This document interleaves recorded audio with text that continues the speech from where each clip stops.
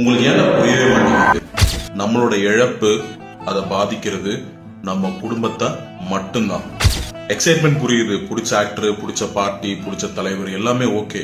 ஆனா அதை விட ரொம்ப முக்கியமானது, நீ நைட்டு வீட்டுக்கு வருவேன்னு எதிர்பார்த்துட்டு இருக்கிற அப்பாவும் அம்மாவும். அப்பா என்ன ஸ்நாக்ஸ் கொண்டு வர போறாருன்னு ஏங்கிட்டு இருக்கிற உன் பசங்க.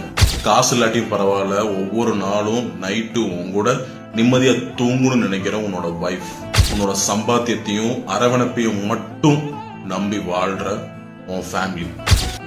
இழப்பு அவங்களுக்கு மட்டும்தான். மற்றவங்க உன்னோட சாவு ஊர்வலத்துக்கு வந்து சாப்பாடு சாப்பிட்டு கண்ணீரஞ்சலி போஸ்டர் ஒட்டி வாட்ஸ்அப்ல ஸ்டேட்டஸ் போட்டு அவன் பொழப்ப பார்க்க போயிடுவான். எவனும் உன் குடும்பத்துக்கு கஞ்சி ஊத்த மாட்டான். ஆனா உன் குடும்பம் நீ இல்லாம கண்டவங்கிட்ட கடன் வாங்கிட்டு அறவயிறு காவயிறுமா மிச்சம் இருக்கிற வாழ்க்கைய வாழ்ந்துட்டு போயிடுவாங்க, அதுவும் கஷ்டப்பட்டு. நான் எதை பத்தி பேசுறேன்னு புரிஞ்சிருக்கும். இது இங்க டெய்லி நடக்கிற ஒரு கேவலமான விஷயம். திருந்துங்க, திருந்தி தொலைங்க.